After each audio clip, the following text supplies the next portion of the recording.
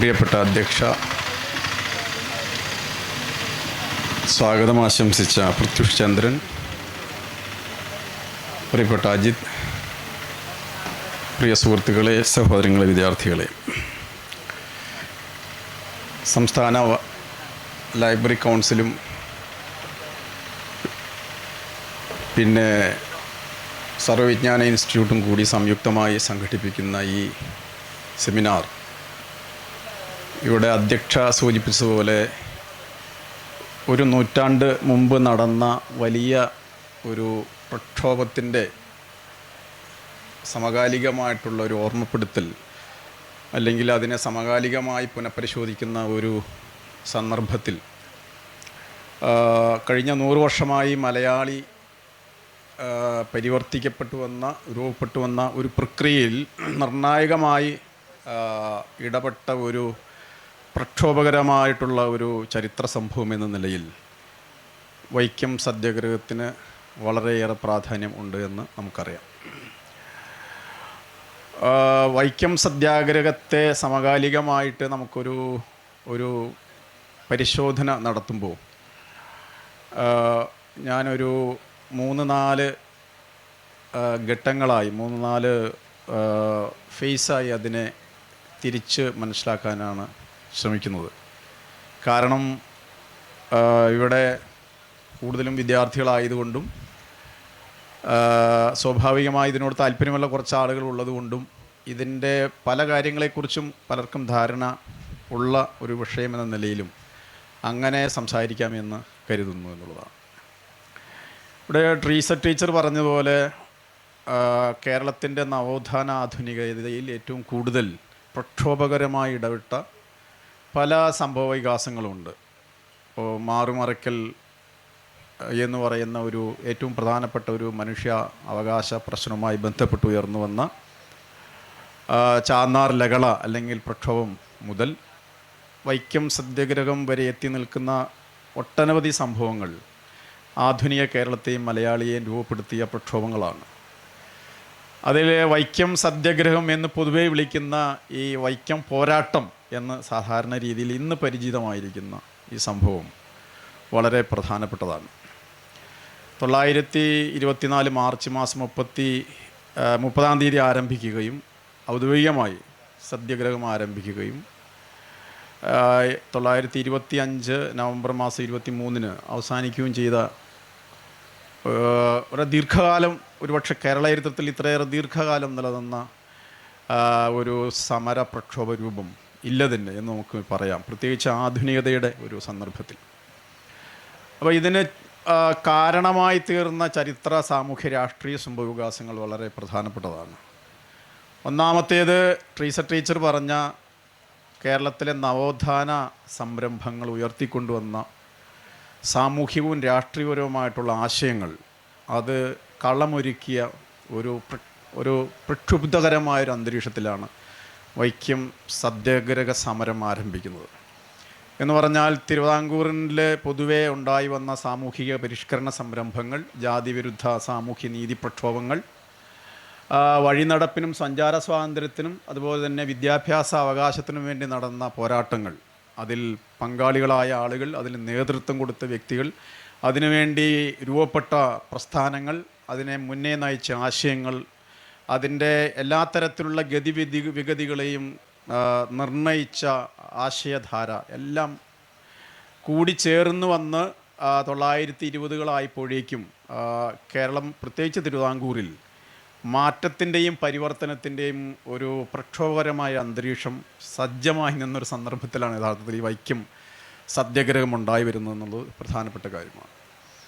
രണ്ടാമത്തേത് അഖിലേന്ത്യാ തലത്തിൽ ഉണ്ടായി വന്ന രാഷ്ട്രീയപരമായ ഉണർവുകൾ. പൊതുവെ നമ്മൾ ചരിത്ര വിദ്യാർത്ഥികൾ പൊതുവെ ദേശീയ പ്രസ്ഥാനം എന്ന് വിളിക്കുന്ന ഇന്ത്യൻ ദേശീയ പ്രസ്ഥാനം, അത് ബ്രിട്ടീഷ് വിരുദ്ധമായിട്ടുള്ള ഒരു ആശയമായി, സ്വാതന്ത്ര്യ സങ്കല്പമായി, സ്വരാജിനെക്കുറിച്ചുള്ള ധാരണകളായി വളർന്നു വരികയും അതിനെ ഒരു ഏകീകൃതമായിട്ടുള്ള സംഘടനാരൂപം എന്ന നിലയിൽ, പ്രധാനപ്പെട്ട സംഘടന എന്ന രീതിയിൽ, അല്ലെങ്കിൽ ദേശീയതയെ ആവിഷ്കരിക്കുന്ന ഏറ്റവും വലിയൊരു രാഷ്ട്രീയ കൂട്ടായ്മ എന്ന നിലയിൽ ഇന്ത്യൻ നാഷണൽ കോൺഗ്രസ് രൂപപ്പെട്ടു വരികയും അതിൻ്റെ പലതലത്തിലും നടന്ന സമ്മേളനങ്ങളിൽ ഉണ്ടായി വന്ന പല രാഷ്ട്രീയ തീരുമാനങ്ങളുടെയും ഒരു പശ്ചാത്തലം ഇതിന് നിർണായകമായിട്ടുള്ള ഒരു പങ്ക് വഹിച്ചു എന്നുള്ളത് ഒരു പ്രധാനപ്പെട്ട കാര്യമാണ്. അതിൽ കോൺഗ്രസിൻ്റെ കൽക്കത്തയിൽ നടന്ന സമ്മേളനം, ആ സമ്മേളനത്തിലാണ് യഥാർത്ഥത്തിൽ കോൺഗ്രസ് പരമ്പരാഗതമായ രാഷ്ട്രീയ പ്രക്ഷോഭങ്ങളിൽ നിന്നും ഗതി മാറിക്കൊണ്ട്, അതിനു മുമ്പ് ബ്രിട്ടീഷുകാരുടെ കാര്യങ്ങൾ, ബ്രിട്ടീഷുകാർ ഭരണകർത്താക്കൾ എന്ന രീതിയിൽ ബ്രിട്ടീഷുകാർക്ക് മുന്നിൽ തങ്ങളുടെ ചില പ്രധാനപ്പെട്ട ആവശ്യങ്ങൾ രാഷ്ട്രീയമായി ഉന്നയിക്കുക, അല്ലെങ്കിൽ രാഷ്ട്രീയ പരിഷ്കരണത്തിന് വേണ്ടിയായിരുന്നു കോൺഗ്രസ് അതിന് 20 വരെയെങ്കിൽ തന്നെയും ശക്തമായി നിലകൊണ്ടത്. പക്ഷേ അഖിലേന്ത്യാ തലത്തിൽ കേരളത്തിൽ ഉൾപ്പെടെ തമിഴ്നാട്ടിൽ നിന്നും അതുപോലെ തന്നെ മധ്യേന്ത്യയിലും പടിഞ്ഞാറൻ ഇന്ത്യയിലൊക്കെ ഉണ്ടായി വന്ന സാമൂഹിക പരിഷ്കരണ സംരംഭങ്ങൾ, ജാതി പരിഷ്കരണ സംരംഭങ്ങൾ, ജാതി വിരുദ്ധ പ്രക്ഷോഭങ്ങൾ, അതുപോലെ തന്നെ സാമൂഹ്യ നീതിക്ക് വേണ്ടിയുള്ള പ്രക്ഷോഭങ്ങളെല്ലാം തന്നെ സാമൂഹിക വിഷയങ്ങളിൽ, സാമൂഹ്യ അസമത്വ പ്രശ്നങ്ങളിൽ, സാമൂഹ്യ അനീതിയുടെ പ്രശ്നങ്ങളിൽ, അയിത്തം പോലെയുള്ള സാമൂഹികമായ വേർതിരിവുകളെയും മാറ്റി നിർത്തലിനെയും പരിഹരിക്കുന്ന പ്രശ്നങ്ങളിൽ കോൺഗ്രസ് പ്രസ്ഥാനം ദേശീയമായി ഇടപെടണമെന്നുള്ളൊരാവശ്യം ഉണ്ടായി വന്നു. അത് കോൺഗ്രസിൻ്റെ ഉള്ളിൽ വലിയ രീതിയിലുള്ള സമ്മർദ്ദങ്ങളായി, പുറത്തു നിന്നും അകത്തു നിന്നുമുള്ള സമ്മർദ്ദങ്ങളായി വളർന്നു വന്നപ്പോൾ കോൺഗ്രസിൻ്റെ ഉള്ളിൽ നിന്ന് തന്നെ നമ്മുടെ രാജ്യത്തെ സാമൂഹ്യ അനീതികൾക്കെതിരെ, അടിച്ചമർത്തൽ രൂപങ്ങൾക്കെതിരെ, ജാതിയുടെ വിവേചന രൂപങ്ങൾക്കെതിരെ, അയിത്തം പോലെയുള്ള സാമൂഹികമായിട്ടുള്ള അനാചാരങ്ങളും അതുപോലെ തന്നെ ചൂഷണക്രമത്തിനെതിരെ കോൺഗ്രസ് നേരിട്ട് ഇടുകയും അതിനാവശ്യമായിട്ടുള്ള സമരരൂപങ്ങൾ രൂപീകരിക്കണമെന്നുള്ള നിർദ്ദേശം കോൺഗ്രസിൻ്റെ കൽക്കത്ത സമ്മേളനത്തിൽ ഉണ്ടാവുകയാണ് ചെയ്തത്. രണ്ടാമതായി 1910 മുതൽ തന്നെ കേരളത്തിൽ, പ്രത്യേകിച്ച് മലബാറിൽ കോൺഗ്രസിൻ്റെ, ദേശീയ കോൺഗ്രസിൻ്റെ പ്രവർത്തനങ്ങൾ ഉണ്ടായി വന്നിരുന്നു. അതിൽ ഒറ്റപ്പാലം സമ്മേളനമുണ്ട്, 1921 നടക്കുന്ന സമ്മേളനമുണ്ട്, 1923 KPCCയുടെ നേതൃത്വം, KPCC കേരളത്തിൽ രൂപം കൊണ്ട് 1920 ശേഷം പ്രാദേശികമായി പ്രത്യേകിച്ച് പ്രവിശ്യകളിൽ കോൺഗ്രസ് കമ്മിറ്റികൾ രൂപീകരിക്കണമെന്നും പ്രവിശ്യകളിൽ കോൺഗ്രസിൻ്റെ രാഷ്ട്രീയ പ്രവർത്തനം സജീവമാക്കണമെന്ന തീരുമാനം ഉണ്ടാവുകയും അതിൻ്റെ ഭാഗമായി ഒറ്റപ്പാലം സമ്മേളനം, പാലക്കാട് സമ്മേളനം തുടങ്ങിയ പ്രധാനപ്പെട്ട സമ്മേളനം ഉണ്ടായി വരുന്നു. ഈ പാലക്കാട് സമ്മേളനത്തിൽ 1923 അയിത്തോച്ചാടനം എന്ന് പറയുന്നത് കോൺഗ്രസിൻ്റെ ഒരു പ്രധാനപ്പെട്ട രാഷ്ട്രീയ പരിപാടിയായി തീരുമാനിക്കുന്നുള്ളതാണ്. ആ തീരുമാനമെടുക്കുന്നതിൽ യഥാർത്ഥത്തിൽ നിർണായകമായ പങ്ക് വഹിച്ച കുറേ ആളുകളുണ്ട്. കേരളത്തിൽ അന്നത്തെ കോൺഗ്രസ് നേതൃത്വത്തിലുണ്ടായിരുന്നവരും കോൺഗ്രസിനോട് ആഭിമുഖ്യമുണ്ടായിരുന്ന സാമൂഹിക നവീകരണ, സാമൂഹിക പരിഷ്കരണ സംരംഭങ്ങളിൽ ഇടപെട്ട് വന്ന ആളുകൾ. അതിൽ പ്രധാനപ്പെട്ട ഒരാളായിരുന്നു ഈ പറയുന്ന ടി കെ മാധവൻ എന്ന് പറയുന്നത്. അദ്ദേഹം കോൺഗ്രസും ഗാന്ധിജിയുമായി നേരിട്ട് കേരളത്തിലെ അയിത്തം എന്ന് പറയുന്ന പ്രശ്നം പരിഹരിക്കാൻ ആവശ്യമായിട്ടുള്ള സജീവമായ ഇടപെടലുകൾ കോൺഗ്രസിൻ്റെ ഭാഗത്തുനിന്ന് ഉണ്ടാവണമെന്ന് ആവശ്യപ്പെടുകയും അങ്ങനെ അദ്ദേഹം കാക്കിനട സമ്മേളനത്തിൽ പങ്കെടുക്കുകയും, കാക്കിനട സമ്മേളനം കോൺഗ്രസിൻ്റെ രാഷ്ട്രീയ പ്രവർത്തനങ്ങളിൽ ഏറ്റവും പ്രധാനപ്പെട്ട ഒന്നായിരുന്നു. ആ കാക്കിനട സമ്മേളനത്തിലാണ് ടി കെ മാധവൻ അയിത്തോച്ചാടനത്തിന് ആവശ്യമായിട്ടുള്ള ഒരു പ്രമേയം അവതരിപ്പിക്കുകയും അതിൽ KP കേശവ മേനോൻ, അതുപോലെ തന്നെ KM പണിക്കർ, പിന്നെ ഈ വൈക്കം സത്യാഗ്രഹത്തിൽ പിന്നീട് സജീവമായി നേതൃത്വം വഹിച്ച പെരിയാർ EV രാമസ്വാമി നായ്ക്കർ തുടങ്ങിയ ആളുകളുടെ പിന്തുണയോടുകൂടി ആ പ്രമേയം പാസ്സാവുകയും ചെയ്തു. അങ്ങനെ മൗലാന ഷൗക്കത്ത് അലിയുടെ നേതൃത്വത്തിൽ കോൺഗ്രസ് പ്രാദേശികമായ സമൂഹങ്ങളിൽ, അതായത് പ്രവിശ്യകളിൽ കോൺഗ്രസ് അയിത്തോച്ചാരണ പ്രവർത്തനങ്ങൾ സജീവമാക്കണമെന്ന് നിർദ്ദേശം ഉണ്ടാവുകയും അങ്ങനെ 1924 ജനുവരി മാസം 24-ാം തീയതി എറണാകുളത്ത് നടന്ന KPCCയുടെ സമ്മേളനത്തിലാണ് കേരളത്തിൽ അയിത്തോച്ചാരണ പ്രവർത്തനത്തിന് ഒരു പ്ലാറ്റ്ഫോം ആവശ്യമാണെന്നും ആ അയിത്തോച്ചാടനത്തെക്കുറിച്ച് എവിടെയാണ് അയിത്തത്തിൻ്റെ രൂക്ഷമായ വേർതിരിവുകൾ നിലനിൽക്കുന്നതെന്നും അതിനെ എങ്ങനെ പരിഹരിക്കാം, അതിന് സമാധാനമായ മാർഗങ്ങൾ സ്വീകരിച്ചുകൊണ്ട് അയിത്തോച്ചാടനം ഒരു പ്രധാനപ്പെട്ട കോൺഗ്രസിൻ്റെ രാഷ്ട്രീയ കാര്യപരിപാടിയിലേക്ക് വരികയാണ് ചെയ്യുന്നുള്ളതാണ്. അപ്പോൾ ആ രാഷ്ട്രീയ കാര്യപരിപാടിയിലേക്ക് വരുന്നതിന് ഒരു പ്രധാനപ്പെട്ട കാര്യം കേരളത്തിലുണ്ടായിരുന്നു. ഞാൻ ആദ്യം സൂചിപ്പിച്ച പോലെ കോൺഗ്രസ് എന്ന് പറയുന്നത് മലബാറിൽ സജീവമായി പ്രവർത്തിച്ച ഒരു ദേശീയ കോൺഗ്രസിൻ്റെ ഭാഗമായി നിന്നുകൊണ്ട് മലബാറിൽ പ്രവർത്തിച്ച ഒരു സംഘടനയാണ്. മലബാറിൽ അത് ആദ്യ കാലഘട്ടത്തിൽ ജന്മിമാരുടെയും വക്കീലന്മാരുടെയും അതുപോലെ തന്നെ സമൂഹത്തിലെ സമ്പത്തുള്ള ആളുകളുടെയും ഒക്കെ ഒരു നേതൃത്വത്തിലാണ് മലബാറിൽ അത് പ്രവർത്തിച്ചിരുന്നത്. പിന്നീടാണ് അത് കോൺഗ്രസ് കുടിയായ്മ പ്രശ്നം എന്ന് പറയുന്ന കർഷകരുടെ, സാധാരണക്കാരായ കർഷകരുടെ കുടിയായ്മ പ്രശ്നവും കുടിയാൻ പ്രശ്നവും ഏറ്റെടുത്തുകൊണ്ട് കോൺഗ്രസ് ഒരു ജനകീയ രീതിയിലേക്ക്, ജനകീയ മുഖത്തിലേക്ക് മലബാറിൽ വരികയും പിന്നീടത് കൊളോണിയൽ വിരുദ്ധമായിട്ടുള്ള ബ്രിട്ടീഷ് വിരുദ്ധമായ ഒരു സമരം മലബാറിൽ പ്രത്യേകിച്ച് നിസ്സഹകരണ പ്രസ്ഥാനത്തിൻ്റെയും ഖിലാഫത്ത് പ്രസ്ഥാനത്തിൻ്റെയും ഭാഗമായി, കുടിയാൻ പ്രശ്നങ്ങളുടെയൊക്കെ ഭാഗമായി വളരെ സങ്കീർണമായ ഒരു സമരപ്രക്ഷോഭത്തിലേക്ക് ഇത് മാറുകയും അത് മലബാർ ലഹളകൾ, മലബാർ സമരങ്ങൾ എന്ന രീതിയിലേക്ക് മാറുകയും ചെയ്തു. അതിൻ്റെ പരിണതിയിൽ കോൺഗ്രസ്സിന് ജനകീയമായിട്ടുള്ള പിന്തുണ ആ സമരത്തിന് ശേഷം ഇല്ലാതെ പോയി മലബാറിൽ എന്നുള്ളതാണ്. അപ്പോൾ ആ ഒരു പശ്ചാത്തലം കൂടി ഇതുണ്ട്. അപ്പോൾ അതിനെ തുടർന്ന് കോൺഗ്രസിൻ്റെ പ്രവർത്തനം യഥാർത്ഥത്തിൽ മലബാറിൽ നിന്ന് കൊച്ചിയിലേക്കും തുടർന്ന് തിരുവിതാംകൂറിലേക്കും മാറുന്ന ഒരു സന്ദർഭത്തിലാണ് യഥാർത്ഥത്തിൽ ഈ അയിത്തോച്ചാടന പ്രമേയം അഖിലേന്ത്യാ തലത്തിൽ കാക്കിനട സമ്മേളനത്തിൽ ഉണ്ടായി വരികയും പിന്നീട് അതിനോടൊപ്പം തന്നെ പാലക്കാട് സമ്മേളനത്തിൽ, KPCC സമ്മേളനത്തിൽ അയിത്തോച്ചാടനം പ്രധാനപ്പെട്ട ഒരു അജണ്ടയായി മാറുകയും അങ്ങനെ 1924 ജനുവരി മാസം 24-ന് എറണാകുളത്ത് നടന്ന KPCC സമ്മേളനത്തിൽ തിരുവിതാംകൂറിൽ, പ്രത്യേകിച്ച് തിരുവിതാംകൂറിൽ നിലനിന്നിരുന്ന അയിത്തത്തിനെതിരായിട്ടുള്ള അയിത്ത വിവേചന രൂപങ്ങൾക്കും അതുപോലെ തന്നെ അയിത്തത്തെ അടിസ്ഥിതമായി നിലനിന്നിരുന്ന സഞ്ചാര വിലക്കുകൾക്കെതിരായി കോൺഗ്രസ് ഇടപെടുന്ന, അതിനൊരു പരിഹാരം കണ്ടെത്തുന്ന ഒരു ഇടപെടൽ രൂപത്തിലേക്ക്, ഒരു രാഷ്ട്രീയ രീതിയിലേക്ക് മാറുന്ന ഒരു സംഭവം ഉണ്ടായി എന്നുള്ളത് നമ്മൾ ഇതിൻ്റെ പശ്ചാത്തലത്തിൽ മനസ്സിലാക്കേണ്ട കാര്യമാണ്. കുറച്ചുകൂടി ഒരു ചരിത്രപരമായ രീതിയിൽ, വിശകലനമായ രീതിയിൽ പറഞ്ഞാൽ കോൺഗ്രസ് രാഷ്ട്രീയവും സാമൂഹികവുമായ രണ്ട് പ്രശ്നങ്ങൾ, ബ്രിട്ടീഷ് വിരുദ്ധ സമരങ്ങളിലൂടെ ഇന്ത്യയിൽ ബ്രിട്ടീഷുകാരുടെ ചൂഷണത്തെ മനസ്സിലാക്കുക, അതിനെതിരെ ഇന്ത്യയിലെ എല്ലാ വിധത്തിലുള്ള നാനാതലത്തിലുള്ള സമൂഹങ്ങളെയും, കർഷകർ മുതൽ സാധാരണക്കാർ, ജന്മിമാർ, വ്യവസായികൾ, അങ്ങനെ പലതരത്തിലുള്ള നാനാതരത്തിലുള്ള മനുഷ്യരെ ഏകീകരിച്ചുകൊണ്ട് ഒരു ഇന്ത്യക്കാരൊരു ദേശീയ ജനതയാക്കി മാറ്റിയെടുക്കുക. അങ്ങനെ ആ ദേശീയ ജനതയുടെ വികാസത്തിൻ്റെ ഭാഗമായി കോൺഗ്രസിൻ്റെ നേതൃത്വത്തിൽ ഒരു രാഷ്ട്രീയ സ്വാതന്ത്ര്യ സമരത്തിലേക്ക് കോൺഗ്രസ് എന്ന് പറയുന്ന രാഷ്ട്രീയ പ്രസ്ഥാനത്തെ വികസിപ്പിക്കുക.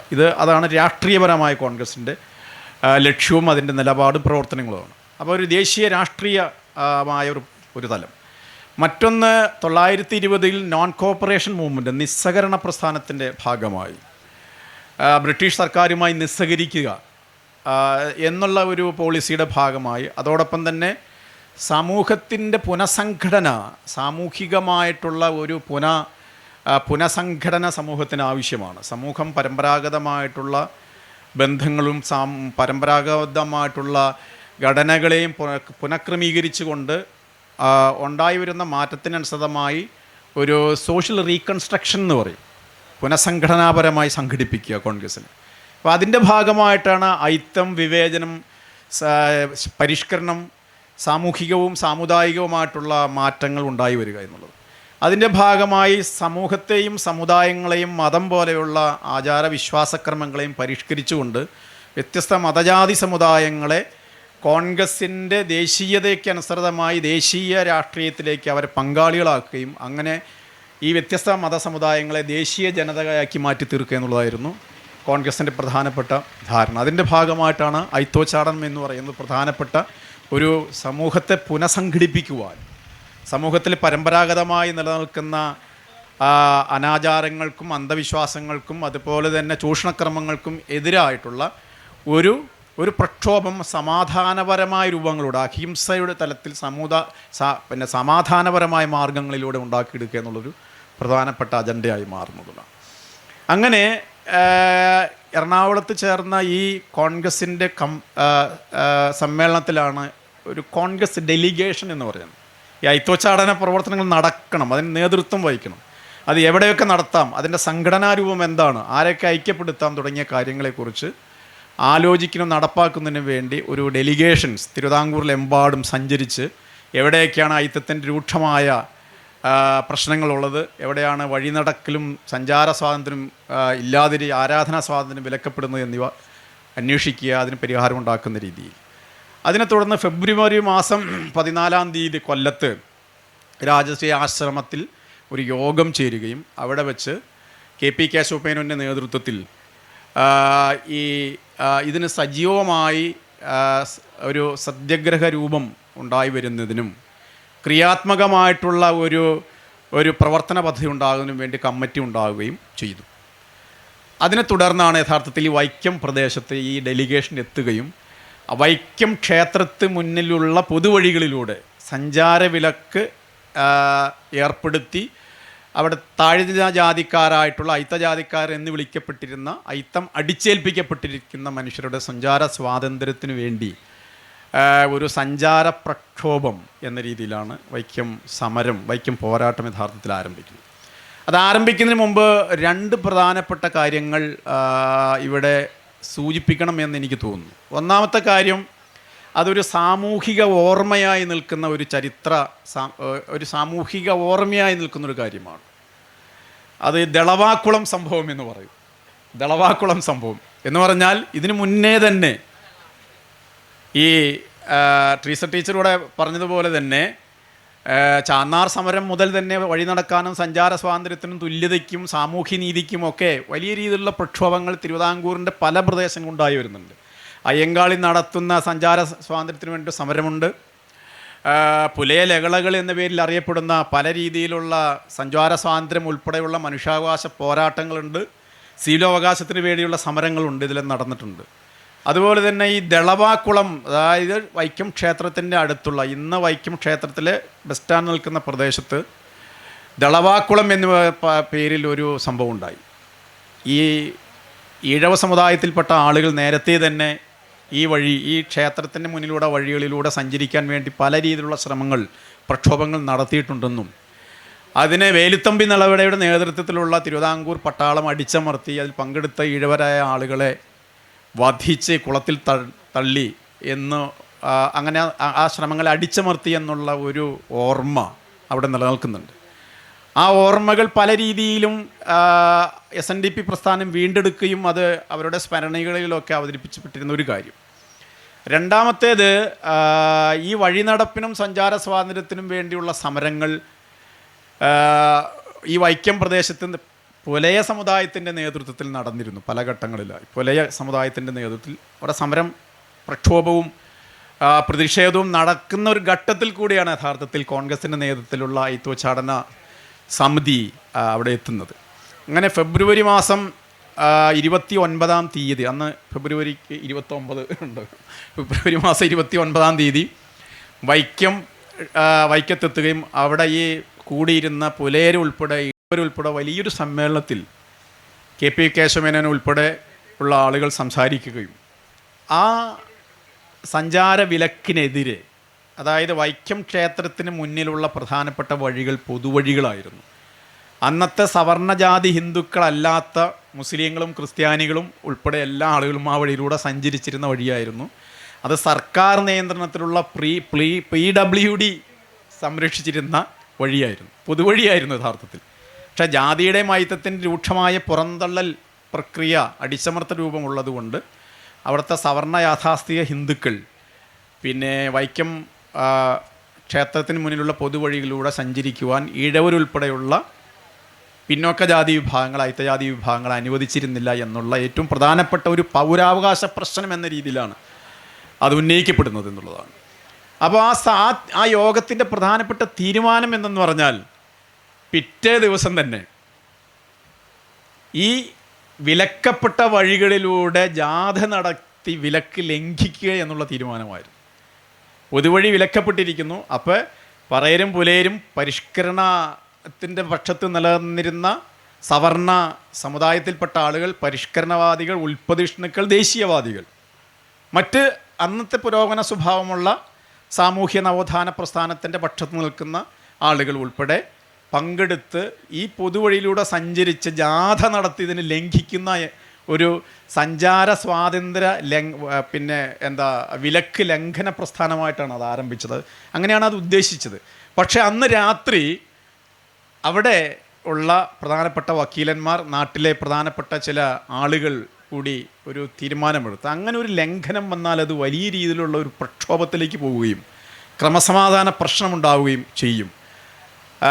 അപ്പോൾ അതുകൊണ്ട് അങ്ങനെ ഒരു വലിയ ഒരു സമാധാന പ്രശ്നത്തിലേക്കും വലിയൊരു രാഷ്ട്രീയ പ്രക്ഷോഭത്തിലേക്കും അത് മാറാതിരിക്കുന്നതിന് വേണ്ടി അതിനെക്കുറിച്ച് ആലോചിച്ച് ഒരു മാസം കഴിഞ്ഞ് ഒരു തീരുമാനത്തിലെത്തി മാർച്ച് 30 ഒരു ഈ പറയുന്ന രീതിയിൽ സമാധാനപരമായിട്ടുള്ള ഒരു സമരരൂപം എന്ന രീതിയിൽ അത് ആരംഭിക്കാമെന്ന് തീരുമാനിക്കുകയും അങ്ങനെ മാർച്ച് 30 ഇന്ന് നമ്മൾ മനസ്സിലാക്കുന്ന പോലെയുള്ള സത്യാഗ്രഹ സമരമായി അത് ആരംഭിക്കുകയാണ് ചെയ്തത്.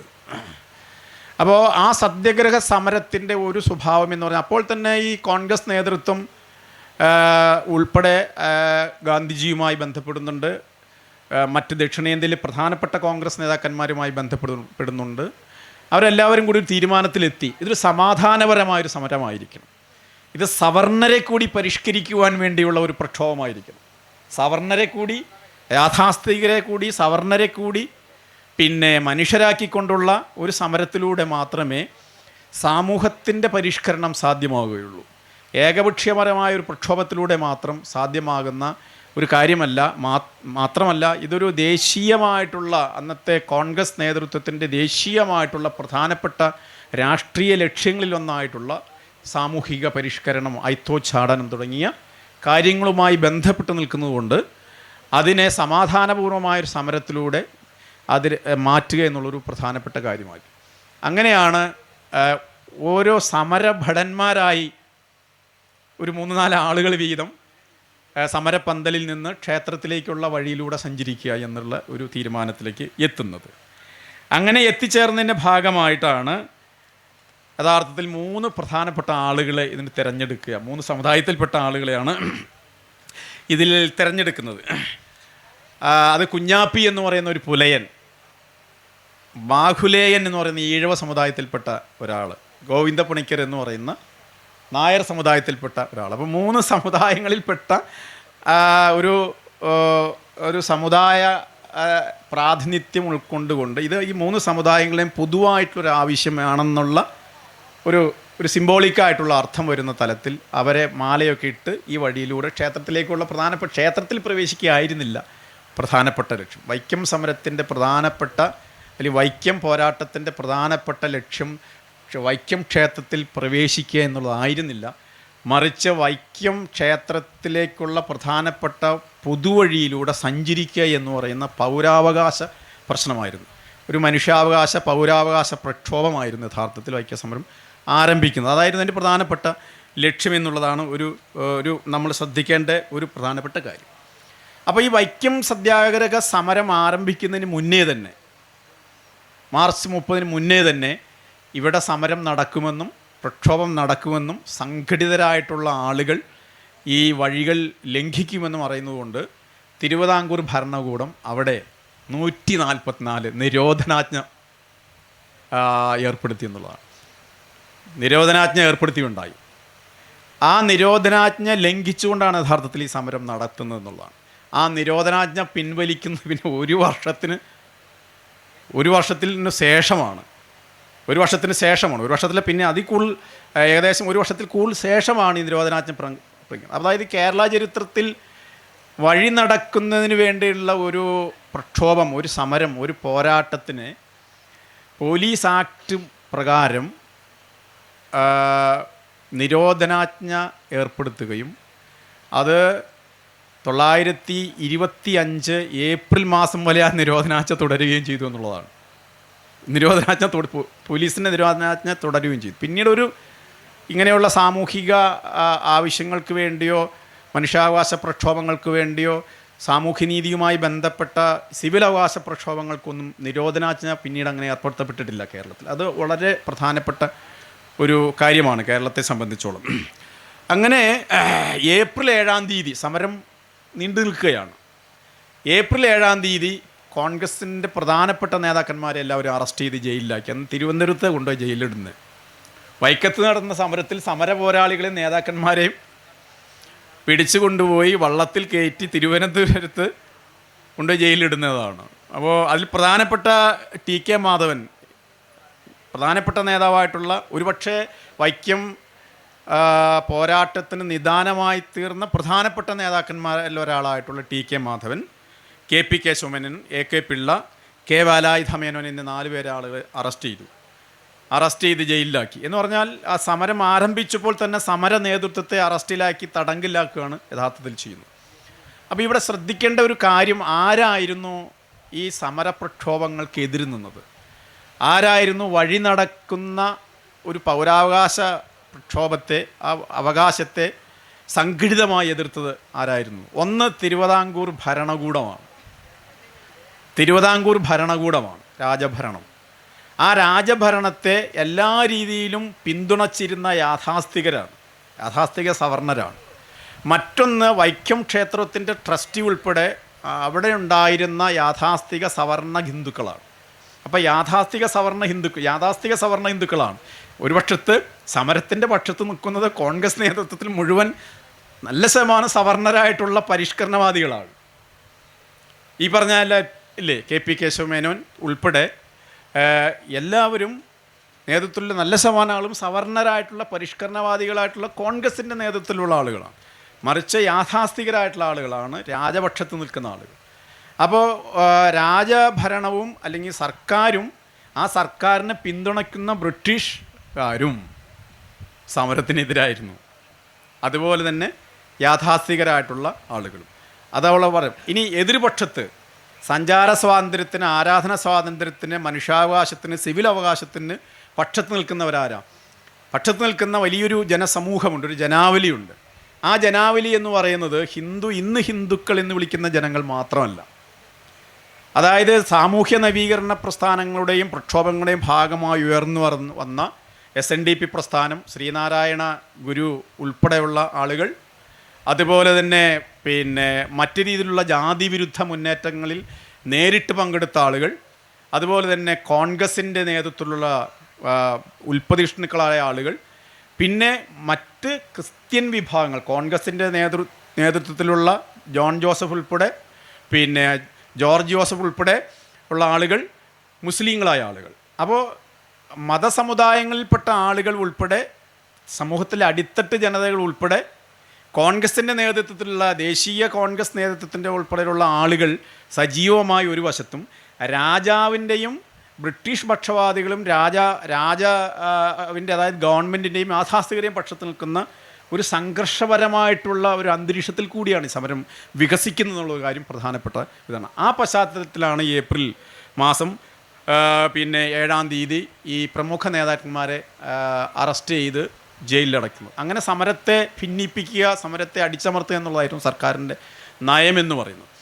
എന്നാൽ അതുകൊണ്ട് സമരം മുന്നോട്ട് പോയില്ല. 2 പ്രധാനപ്പെട്ട കക്ഷികൾ പിന്നീട് ഇതിലേക്ക് ഇടപെടുന്നുണ്ട്. ഒന്ന് ജോർജ് ജോസഫും സെബാസ്റ്റ്യൻ എന്ന് പറയുന്ന 2.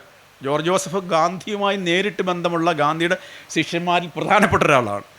സെബാസ്റ്റ്യൻ എന്ന് പറയുന്ന ആൾ കോൺഗ്രസിന് പ്രധാനപ്പെട്ട ഒരു പ്രവർത്തകനാണ്.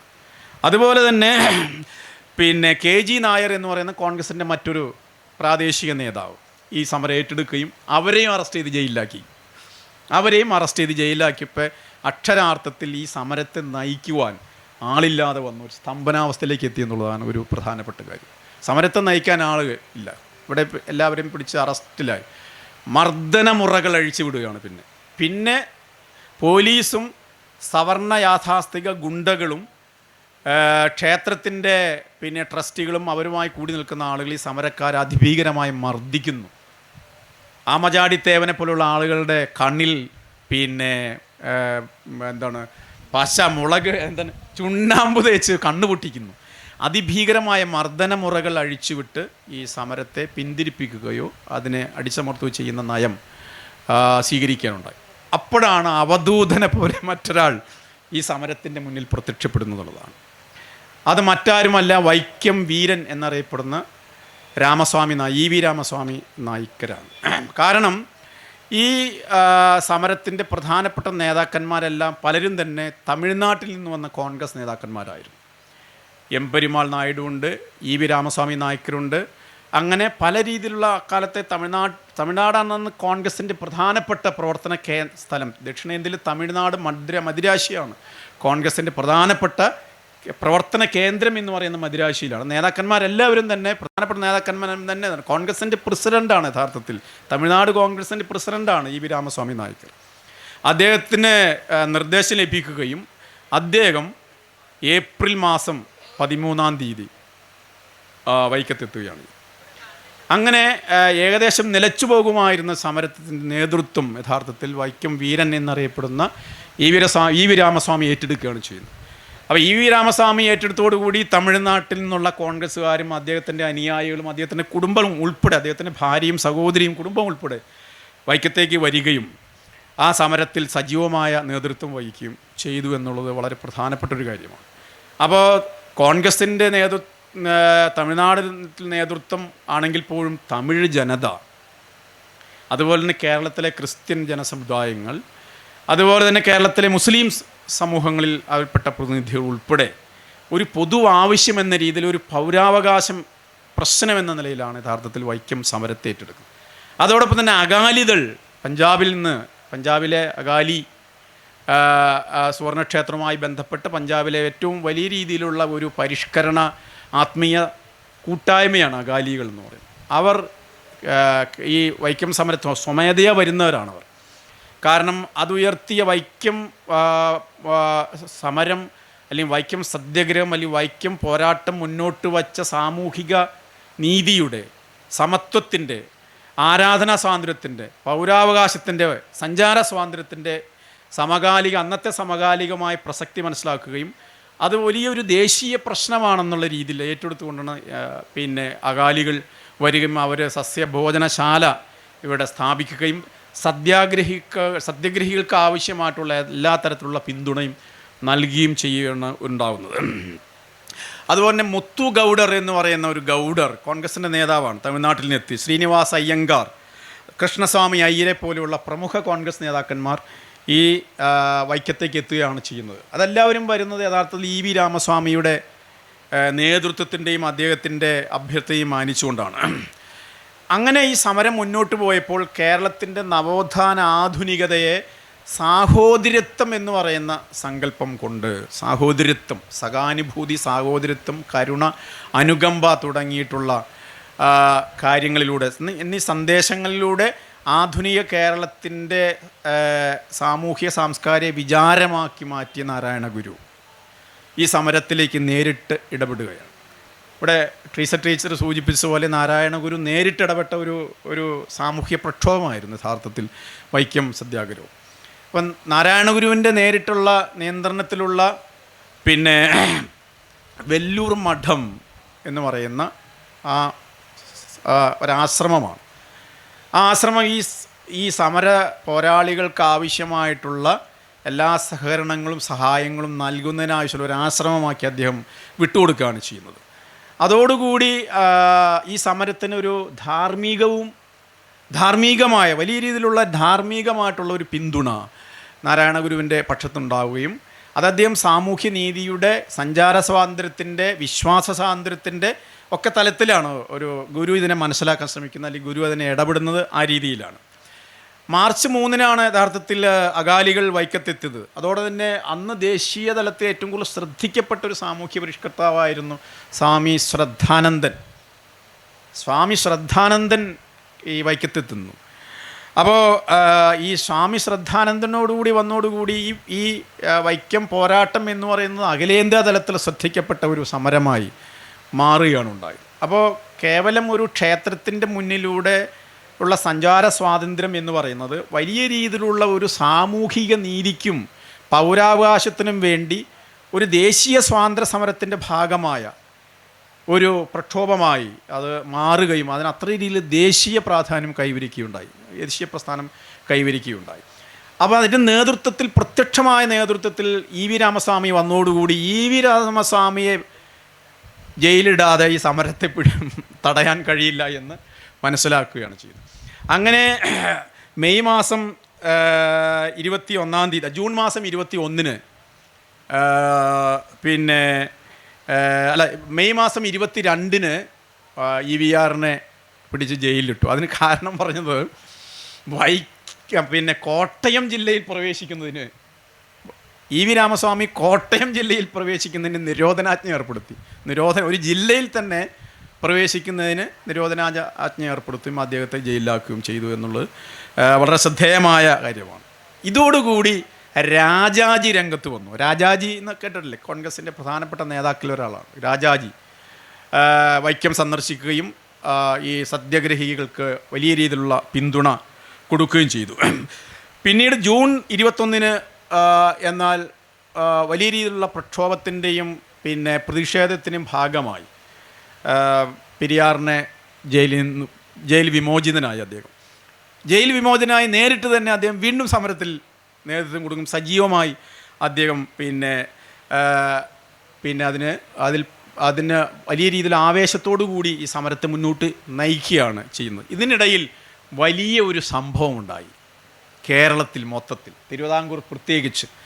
അത് പഴയ ആളുകൾ പറയുന്ന 99 വെള്ളപ്പൊക്കമാണ്. ഓഗസ്റ്റ് മാസത്തിൽ വെള്ളപ്പൊക്കം ഉണ്ടായി. 1924 ഓഗസ്റ്റ് മാസത്തിൽ വലിയ രീതിയിലുള്ള വെള്ളപ്പൊക്കമുണ്ടായി. എല്ലായിടത്തും വെള്ളം കയറി. ഈ വൈക്കം എന്ന് പറയുന്ന അപ്പർ കുട്ടനാടൻ മേഖലയാണ്. ഈ കിഴക്കുണ്ടായി വരുന്ന ഈ പെരുവെള്ളം, ഈ മലവെള്ളപ്പാച്ചിലെല്ലാം ഒഴുകിയെത്തുന്നത് കുട്ടനാടൻ കായലുകളിലേക്കാണ്. അപ്പോൾ കായൽ നിറഞ്ഞൊഴുകി, വെള്ളം കടന്നു പോകാൻ വഴിയില്ലാതായി. ക്ഷേത്ര പരിസരം ഉൾപ്പെടെ ഈ പ്രദേശം മുഴുവൻ വെള്ളത്തിലായി.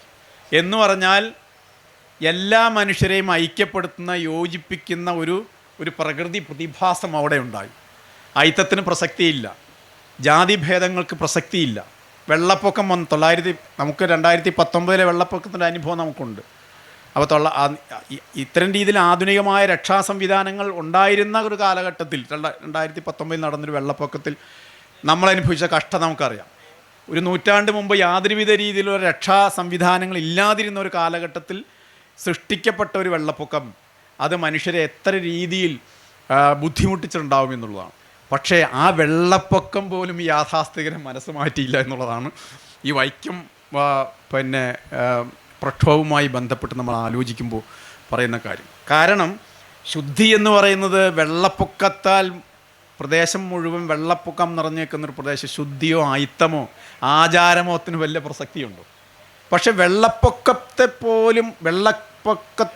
പോലും അതിജീവിക്കുന്ന ഒരു മനസ്ഥിതി, ഒരാചാരമായിരുന്നു യഥാർത്ഥത്തിൽ അയിത്തം എന്നുള്ളതാണ് നമ്മൾ മനസ്സിലാക്കേണ്ട ഒരു കാര്യം. അയിത്തത്തിൻ്റെ യാഥാസ്ഥികത്വം എന്ന് പറയുന്നത് അത് അത്രത്തേറെ ഭീകരമായിരുന്നു എന്നുള്ളതാണ് നമുക്ക് മനസ്സിലാക്കേണ്ട കാര്യം. അപ്പോൾ പക്ഷേ ഈ സത്യാഗ്രഹ കഴുത്തിന് അറ്റം വെള്ളത്തിൽ നിന്നുകൊണ്ടാണ് യഥാർത്ഥത്തിൽ ഈ സത്യാഗ്രഹ സമരം നടത്തുന്നത്. അപ്പോൾ അവരനുഭവിച്ച എല്ലാ തരത്തിലുള്ള പ്രതിസന്ധികളെയും പ്രതികൂല കാലാവസ്ഥയും നമ്മൾ മനസ്സിലാക്കേണ്ടതും. സാധാരണ നമ്മുടെ മുന്നിൽ പല രീതിയിലുള്ള സത്യാഗ്രഹ സമരങ്ങൾ, പല രീതിയിലുള്ള സമരങ്ങൾ നമുക്ക് മുന്നിൽ കാണാവുന്നതാണ്. 604 ദിവസം അല്ലെങ്കിൽ 604 ദിവസം ഈ മനുഷ്യർ പല വിഭാഗത്തിൽപ്പെട്ട, പല നിലകളിലുള്ള, പല സമുദായങ്ങളിൽപ്പെട്ട, പല സാമൂഹിക സ്ഥാനങ്ങളുള്ള ഈ മനുഷ്യർ നടത്തിയ പ്രക്ഷോഭം, ആ പ്രക്ഷോഭം എന്ന് പറയുന്നത് അത് പോരാട്ടമായി മാറുന്നത് യഥാർത്ഥത്തിൽ അവർ സഹിച്ച സഹനത്തിൻ്റെയും പീഡനത്തിൻ്റെയും ഭാഗമായിട്ടാണ്. ഈ 604 ദിവസം അവർ ആ സമരത്തെ മുന്നോട്ട് കൊണ്ടുപോയതിൻ്റെ ഒരു പ്രാധാന്യത്തെ മുൻനിർത്തിയാണ് വൈക്കം പോരാട്ടം എന്ന് നമ്മൾ അതിനെ വിളിക്കുന്നുള്ളതാണ്. അപ്പം നാരായണഗുരു പിന്നീട് സെപ്റ്റംബർ മാസം 28 ഈ സത്യാഗ്രഹ ആശ്രമം സന്ദർശിച്ചു. അത് പ്രധാനപ്പെട്ട ഒരു കാര്യമാണ്. അതിനോടൊപ്പം തന്നെ ഒക്ടോബർ 2 ശ്രീമൂലം പ്രജാസഭയിൽ പിന്നെ ഒരു പ്രമേയം N. കുമാരൻ എന്ന് പറയുന്ന ശ്രീമൂലം പ്രജാസഭ മെമ്പർ തിരുവിതാംകൂറിലെ എല്ലാ ജാതി സമുദായങ്ങൾക്കും പൊതുവഴിയിലൂടെ സഞ്ചരിക്കുവാൻ ഉള്ള അവകാശം വേണമെന്ന് പ്രമേയം അവതരിപ്പിക്കുകയും ആ പ്രമേയം പിന്നീട് ചർച്ചയ്ക്ക് വരികയും, പക്ഷേ ആ പ്രമേയം പിന്നെ പരാജയപ്പെടുകയാണ് ഉണ്ടായത്. 21 പേർ സഞ്ചാര സ്വാതന്ത്ര്യത്തിന് അനുകൂലമായും 22 പേർ രാജകക്ഷികളായിട്ടുള്ള രാജാവിൻ്റെയും യാഥാസ്ഥികരുടെയും പക്ഷത്തുള്ള 22 പേർ ആ പ്രമേയത്തെ എതിർക്കുകയാണ് ചെയ്തത്. അപ്പോൾ സഞ്ചാര സ്വാതന്ത്ര്യത്തിന് വേണ്ടി നടന്ന ഒരു സമരത്തെ അത് അന്നത്തെ തിരുവിതാംകൂറിലെ നിയമസഭ എന്ന് വിളിക്കപ്പെടുന്ന പ്രജാസഭയിൽ 21-നെതിരെ 22 വോട്ടിന് പരാജയപ്പെട്ടു എന്ന് പറഞ്ഞാൽ ഭരണകൂടവും യാഥാസ്ഥികരും അത്രത്തോളം അന്ന് മനുഷ്യരുടെ പൗരാവകാശങ്ങൾക്ക് എതിരായിരുന്നു എന്നുള്ള ഒരു കാര്യത്തെയാണത് സൂചിപ്പിക്കുന്നതാണ്. ഇതിനോടനുബന്ധിച്ച് വലിയ മറ്റൊരു സംഭവം നടന്നു. അത് മറ്റൊന്നുമല്ല, 1924 നവംബർ 1-ന് സവർണ ജാഥ എന്ന് വിളിക്കപ്പെടുന്ന 2 ജാഥകൾ നടന്നു. ഒന്ന് വൈക്കത്തു നിന്നും തിരുവനന്തപുരത്തേക്ക് മന്നത്ത് പത്മനാഭൻ്റെ നേതൃത്വത്തിലും, തെക്കൻ തിരുവിതാംകൂറിൻ്റെ ഇതിൽ നിന്ന് തിരുവനന്തപുരത്തേക്ക് എംപെരുമാൾ നായിഡു എന്ന് പറയുന്ന കോൺഗ്രസ് നേതാവിൻ്റെ നേതൃത്വത്തിലുള്ള 2 ജാഥകൾ, സവർണ ജാഥകൾ എന്നാണ് പറയുന്നത്. സവർണ ജാഥ അതായത് വൈക്കം ക്ഷേത്രത്തിലേക്കുള്ള വഴി പൊതുവഴിയായി എല്ലാ ആളുകൾക്കും തുറന്നു കൊടുക്കുന്നതിനും, അയിത്തം എന്ന് പറയുന്നത് ഒരു അനാചാരമാണെന്നും എല്ലാ ഹിന്ദുമത സമുദായങ്ങളും തമ്മിൽ പാരസ്പര്യപ്പെട്ട് ഒരു സഹവർത്തിത്തോടു കൂടി ഉള്ള ഒരു സാമൂഹ്യ പരിഷ്കരണം ആവശ്യമാണെന്നുകൊണ്ട് 25,000 പേർ ഒപ്പിട്ട ഒരു ഭീമഹർജി മഹാരാജാവിന് സമർപ്പിക്കുകയുണ്ടായി. ഭീമഹർജി മഹാരാജാവിന് നവംബർ മാസം 12-ാം തീയതി സമർപ്പിക്കുകയുണ്ടായി. അപ്പോൾ ആ സമർപ്പിച്ചതിന് ശേഷം ഒരു പ്രധാനപ്പെട്ട കാര്യം നടന്നു എന്ന് പറഞ്ഞാൽ ഗാന്ധിജി നേരിട്ട് വൈക്കത്തെത്തുന്നതാണ്.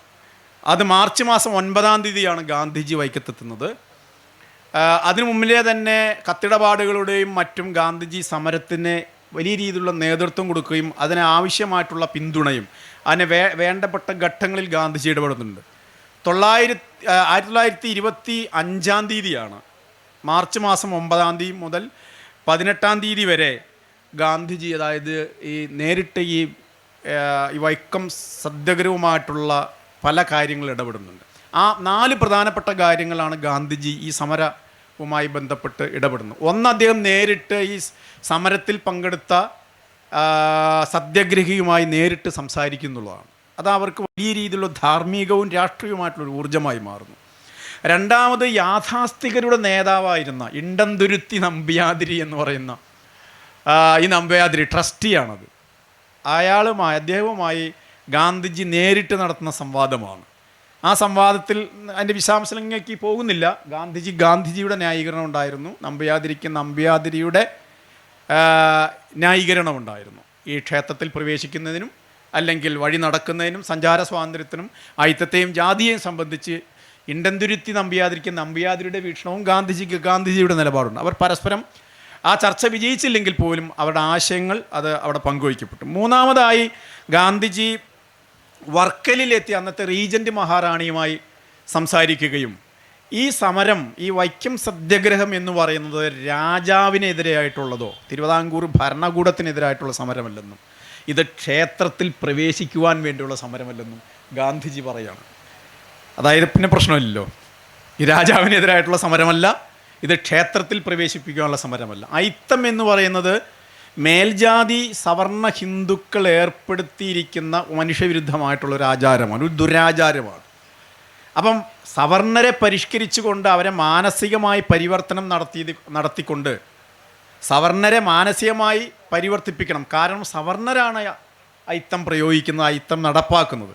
അപ്പം അവരുടെ ധാർമ്മികമായ ഉത്തരവാദിത്വമാണ് അയിത്തത്തിന് വിധേയമായ മനുഷ്യരെ സഹജീവികളായി ചേർത്ത് പിടിച്ച് അയിത്തം ഉച്ചാരണം നടത്തേണ്ട അവരുടെ ബാധ്യതയാണ്. അതുകൊണ്ട് മറ്റ് സമുദായങ്ങൾക്ക് ഇതിൽ വലിയ കാര്യമില്ല, അവരിടപെടേണ്ടതില്ല എന്നുകൊണ്ടാണ് ക്രിസ്ത്യാനികളെയും മുസ്ലിങ്ങളെയും അകാലികളെയും ഗാന്ധിജി ഈ സമരത്തിൽ നിന്ന് മാറ്റി നിർത്തുന്നത്. അതിൽ സംബന്ധിച്ച വ്യത്യസ്ത അഭിപ്രായങ്ങളുണ്ട്. ഗാന്ധിജി അക്കാലത്തും പിന്നീടും ഇപ്പോഴും അതിനെക്കുറിച്ച് വ്യത്യസ്ത പല നിലപാടുള്ള ആളുകൾക്കും പല അഭിപ്രായങ്ങളുണ്ട്. അതിൻ്റെ വിശദാംശങ്ങളിലേക്ക് ഞാൻ പോകുന്നില്ല. നാലാമതായി ഗാന്ധിജി സംസാരിക്കുന്ന ഒരാൾ എന്ന് പറയുന്നത് നാരായണ ഗുരുവാണ്. നാരായണ ഗുരുവുമായിട്ടുള്ള സംവാദത്തിലൂടെയാണ് ഗാന്ധിജിക്ക് തന്നെ ഈ ജാതിയെ സംബന്ധിച്ച് ഉള്ള ഒരു കൃത്യമായ ധാരണ ഉണ്ടായിരുന്നു. ഗാന്ധിജിയെ സംബന്ധിച്ചുള്ള അദ്ദേഹം പരമ്പരാഗതമായിട്ടുള്ള ഒരു ഹിന്ദു സമൂഹത്തിൽ ജനിച്ച ഒരാളാണ്. അതിൻ്റെ വർണ്ണാശ്രമ ധർമ്മം ഉൾപ്പെടെയുള്ള കാര്യങ്ങളിൽ അദ്ദേഹത്തിൻ്റെ കാഴ്ചപ്പാടുകൾ യാഥാസ്ഥികമായിരുന്നു എന്നറിയാം. പക്ഷേ ഇതിന് ശേഷം നാരായണ ഗുരുവുമായിട്ടുള്ള ജാതിയെ സംബന്ധിച്ചുള്ള സംവാദങ്ങളിലൂടെയാണ് യഥാർത്ഥത്തിൽ ഗാന്ധിജിക്ക് ജാതിയെപ്പറ്റിയും അനുബന്ധമായിട്ടുള്ള ഈ ഹിന്ദു സമുദായത്തിൽ നിലനിൽക്കുന്ന വിവേചന രൂപങ്ങൾക്കെതിരായിട്ടുള്ള പല രീതിയിലുള്ള ധാരണകളുണ്ടാവുകയും പിന്നീട് ഗാന്ധിജിക്ക് അതിനെ തുടർന്ന് ഈ ജാതിയെയും അയിത്തത്തെയും സംബന്ധിച്ച് പല മാറ്റങ്ങളുണ്ടായി എന്ന് പൊതുവെ ചരിത്രകാരന്മാരുൾപ്പെടെ പലരും രേഖപ്പെടുത്തിയിട്ടുള്ള കാര്യങ്ങളാണ്. അതിനോടനുബന്ധിച്ച് മാർച്ച് മാസം 17-ാം തീയതി 1925 മാർച്ച് മാസം 17-ാം തീയതി ഈ യാഥാസ്ഥിക സവർണ സംഘങ്ങൾ കൂടി ഗാന്ധിജിക്കൊരു സമ്മാനം കൊടുത്തു. അത് മറ്റൊന്നുമല്ല, അത് ശാങ്കരസ്മൃതി എന്ന് പറയുന്ന സവർണരുടെ ഭരണഘടനയായിരുന്നു. സവർണരുടെ ഭരണഘടന എന്ന് പറഞ്ഞാൽ ഇവിടെ ആധുനിക ഇന്ത്യൻ ഭരണഘടന ഉണ്ടാകുന്ന മുമ്പ് വരെ ഈ രാജ്യത്തെ ജാതി, മതം, വർണ്ണം, അയിത്തം തുടങ്ങിയിട്ടുള്ള പരമ്പരാഗതമായിട്ടുള്ള സാമൂഹിക വ്യവസ്ഥയെ ന്യായീകരിക്കുവാനും അതിനെ നിലനിർത്താൻ വേണ്ടി ഉപയോഗിച്ചിരുന്നായിരുന്നു ഈ സ്മൃതികൾ, മനുസ്മൃതിയുള്ള സ്മൃതികൾ. ആ മനുസ്മൃതിയെ അടിസ്ഥാനപ്പെടുത്തി കേരളത്തിൽ യാഥാസ്ഥിക ബ്രാഹ്മണർ ചിട്ടപ്പെടുത്തി ഉണ്ടാക്കിയ ഒരു നിയമമാണ് ശാങ്കരസ്മൃതി എന്ന് പറയുന്നത്. കേരളത്തിലെ ചേര കാലഘട്ടത്തിലെ ചേര രാജാക്കന്മാരും അതിനെ തുടർന്ന് ഉണ്ടായി വന്ന പല നാടുവാഴി ഭരണകർത്താക്കളും വലിയ വ്യത്യാസമില്ലാതെ നടപ്പാക്കിയിരുന്ന ഒരു നിയമമായിരുന്നു ശാങ്കരസ്മൃതിയിൽ പറഞ്ഞിരിക്കുന്ന സാമൂഹ്യ നിയമങ്ങൾ. ആ നിയമങ്ങൾ അതിൻ്റെ ഒരു ക്രോഡീകരിച്ച രൂപമാണ് ആയിട്ട് ഈ ശാങ്കരസ്മൃതി ഗാന്ധിജിക്ക് സമ്മാനിക്കുന്നത്. ഗാന്ധി അത് വാങ്ങി കയ്യിൽ വെച്ചു, വേറെ ഒന്നും വേണ്ടിയില്ല. അതാണ് സംഭവിച്ചത്. അപ്പോൾ രണ്ട് സംഘർഷങ്ങൾ നടക്കുന്നു. ഞാനിത് പറയാൻ കാരണം, ഒന്ന് ആധുനികമായിട്ടുള്ള ജനാധിപത്യത്തിൻ്റെ, സാമൂഹ്യ നീതിയുടെ, തുല്യതയുടെ, സാമൂഹ്യ പരിഷ്കരണത്തിൻ്റെ, മാറ്റത്തിൻ്റെ, ദേശീയ പ്രസ്ഥാനത്തിൻ്റെ, അതിനോടൊപ്പം തന്നെ സമൂഹത്തിൽ ഉണ്ടായി വരുന്ന ജാതിവിരുദ്ധ സാമൂഹ്യനീതി ജനാധിപത്യത്തിൻ്റേതായിട്ടുള്ള ഒരാശയധാര. മറ്റൊന്ന് ദേശീയ പ്രസ്ഥാനത്തിൻ്റെ, കോൺഗ്രസ് നേതൃത്വം കൊടുക്കുന്ന ദേശീയ പ്രസ്ഥാനത്തിൻ്റെ ഒരു ആശയധാര. മറ്റൊന്ന് മനുസ്മൃതിയുടെയും ശാങ്കരസ്മൃതിയുടെയും ഒരാശയധാര. ഇത് തമ്മിലുള്ള സംഘർഷമാണ് യഥാർത്ഥത്തിൽ വൈക്കം പോരാട്ടത്തെ, വൈക്കം സമരത്തെ, വൈക്കം സത്യാഗ്രഹത്തെ അടിസ്ഥാനപരമായി നിർണയിച്ച രണ്ട് പ്രധാനപ്പെട്ട ആശയധാര ഇത് രണ്ട് തമ്മിലുള്ള സംഘർഷമായിരുന്നു. ആ സംഘർഷം ഇന്നും തുടരുന്നു എന്നുള്ളതാണ്. ആ സംഘർഷം ഇന്ന് തുടരുന്നത് ഭരണഘടനയും, ഇന്ത്യൻ ഭരണഘടന, ഈ വൈക്കം സത്യാഗ്രഹം ഉൾപ്പെടെയുള്ള അതിനെ തുടർന്നുണ്ടായി വന്ന ഇന്ത്യൻ നാഷണൽ കോൺഗ്രസ്, ഇന്ത്യൻ സ്വാതന്ത്ര്യ സമരം, അതിനോടൊപ്പം തന്നെ വളർന്നു വന്ന പുരോഗമന പ്രസ്ഥാനങ്ങൾ, കമ്മ്യൂണിസ്റ്റ് പ്രസ്ഥാനങ്ങൾ, സോഷ്യലിസ്റ്റ് പ്രസ്ഥാനങ്ങൾ തുടങ്ങിയവർ ഉയർത്തിക്കൊണ്ടുവന്ന വലിയ രീതിയിലുള്ള പ്രക്ഷോഭകരമായ സമരങ്ങളുടെ ജാതിവിരുദ്ധ പ്രസ്ഥാനങ്ങൾ, വൈക്കം സത്യാഗ്രഹത്തിൽ പങ്കെടുത്ത പുലയർ, ഈഴവ സമുദായങ്ങൾ, സമൂഹത്തിൽ അടിത്തട്ട് ജനസമുദായങ്ങൾ ഉയർത്തിക്കൊണ്ടുവന്ന സാമൂഹ്യനീതിയുടെ, ജാതിവിരുദ്ധതയുടെ, ജനാധിപത്യത്തിൻ്റെ, തുല്യതയുടെ ആശയങ്ങൾ. അപ്പോൾ അങ്ങനെയുള്ള എല്ലാം കൂടിച്ചേർന്ന് ഇന്ത്യക്ക് സ്വാതന്ത്ര്യം കിട്ടിയപ്പോൾ ഇന്ത്യൻ ഭരണഘടനയിൽ ഒരു മതേതര ജനാധിപത്യ ഉള്ളടക്കമുള്ള ഒരു ഭരണഘടനയായിട്ട് അതിൻ്റെ മൂല്യമായി നിൽക്കുന്നു. ഈ ഭരണഘടനയെ വേണ്ട എന്ന് പറയും, അതിന് പകരം മനുസ്മൃതി പോലെയുള്ള നിയമങ്ങൾ ഭരണഘടനയായി കൊണ്ടുവരണമെന്ന് പറയുന്ന അന്ന് ഗാന്ധിജിക്ക് ശാങ്കരസ്മൃതി സമ്മാനിച്ച, അന്ന് ഗാന്ധിജിയെ പ്രതിസന്ധിയിലാക്കാൻ ശ്രമിച്ച ഇണ്ടംതുരുത്തി നമ്പ്യാതിരി ഉൾപ്പെടെയുള്ള ആളുകളുടെ പിന്മുറക്കാർ ഈ രാജ്യത്ത് ഇന്ത്യൻ ഭരണഘടനയ്ക്കെതിരായി ഇതൊരു മതരാഷ്ട്രമാകണമെന്നും, ഇന്ത്യൻ ഭരണഘടനയ്ക്കെതിരായി ഇത്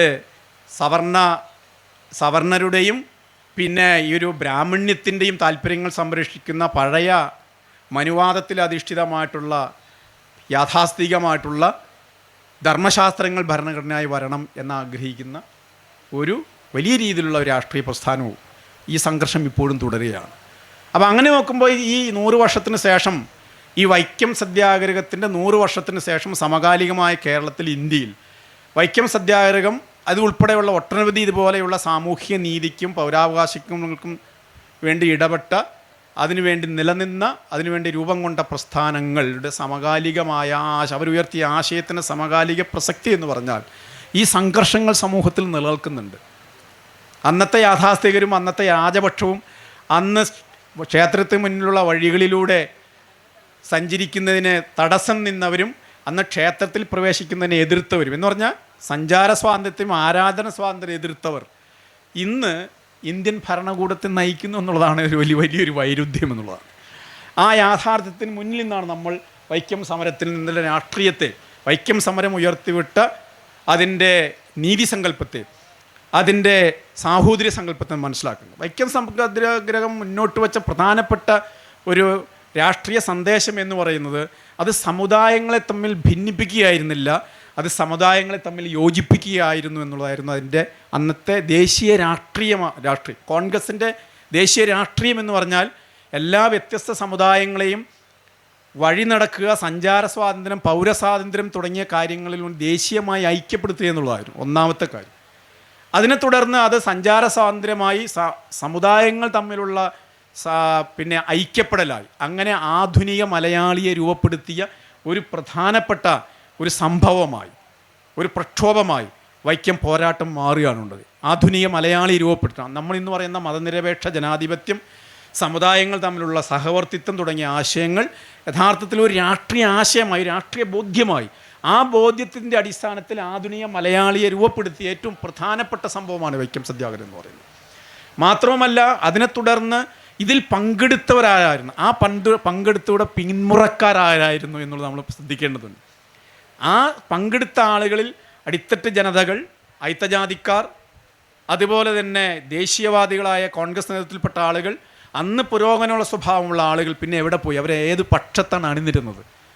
നമുക്കറിയാം, ഇതിൽ പങ്കെടുത്ത ദേശീയവാദികളായ കോൺഗ്രസ് നേതാക്കന്മാരെല്ലാം കോൺഗ്രസ് രാഷ്ട്രീയത്തിലേക്ക്, തിരുവിതാംകൂറിൽ ഉണ്ടായി വന്ന, പിന്നീട് തിരുക്കൊച്ചിയിൽ ഉണ്ടായി വന്ന കോൺഗ്രസ് രാഷ്ട്രീയത്തിൻ്റെ ഭാഗമായി മാറി.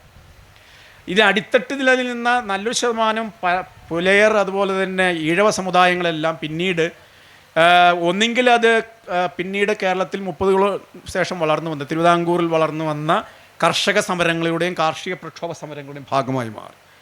അടിത്തട്ട് ജനതയിൽ നല്ലൊരു ശതമാനം കർഷക തൊഴിലാളി മുന്നേറ്റത്തിൻ്റെ ഭാഗമായി മാറി.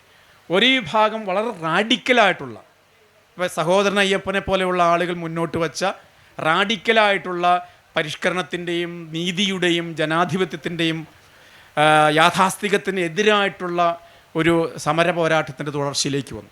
മറ്റുള്ളവർ റാഡിക്കലായിട്ടുള്ള ദളിത് പൊളിറ്റിക്സിൻ്റെ ഭാഗമായി മാറി, മറ്റൊരു വിഭാഗം. അങ്ങനെ പിന്നീട് ഇതിൽ പങ്കെടുത്തുള്ള ധാരാളം സ്ത്രീകൾ പങ്കെടുത്തിട്ടുണ്ട്. നേതാക്കന്മാരുടെ സ്ത്രീകളൊക്കെ ഇതിൽ പങ്കെടുത്തവരാണ്. ധാരാളം സ്ത്രീകൾ പങ്കെടുത്തിട്ടുണ്ട്. അതിൻ്റെ പല രീതിയിലുള്ള ആളുകളെ നമുക്ക് കണ്ടെത്തേണ്ടതുണ്ട്. അപ്പോൾ അങ്ങനെ സ്ത്രീകളുടെ, കീഴാളരുടെ, ദേശീയ സ്വാതന്ത്ര്യ സമരത്തിൻ്റെ ഭാഗമായി നിന്ന കോൺഗ്രസ് നേതൃത്വത്തിൻ്റെ, പുരോഗമനപക്ഷത്തിൻ്റെ, ഇടതുപക്ഷ പ്രസ്ഥാനത്തിൻ്റെ, അങ്ങനെ ബഹുവിധമായിട്ടുള്ള രാഷ്ട്രീയ പ്രക്ഷോഭങ്ങളിലേക്ക് പിന്നീട് വഴിതിരിച്ചു വിട്ട, അതുവഴി ആധുനിക മലയാളിയും കേരളത്തെയും ഒരു ജനാധിപത്യ മതേതര ഉള്ളടക്കത്തിൽ നിർവചിക്കുകയും നിശ്ചയിക്കുകയും മുന്നോട്ട് ചലിപ്പിക്കുകയും ചെയ്തതിന് നാന്ദി കുറിച്ച, അതിനടിത്തറയായി വർത്തിച്ച ഏറ്റവും പ്രധാനപ്പെട്ട ആധുനിക കേരളത്തിലെ പ്രക്ഷോഭമായിരുന്നു യഥാർത്ഥത്തിൽ പിന്നെ വൈക്കം പോരാട്ടം എന്ന് ഓർമ്മിപ്പിച്ചുകൊണ്ട് ഞാൻ എൻ്റെ പ്രഭാഷണം അവസാനിപ്പിക്കുന്നു. എല്ലാവർക്കും എൻ്റെ നന്ദി, നമസ്കാരം.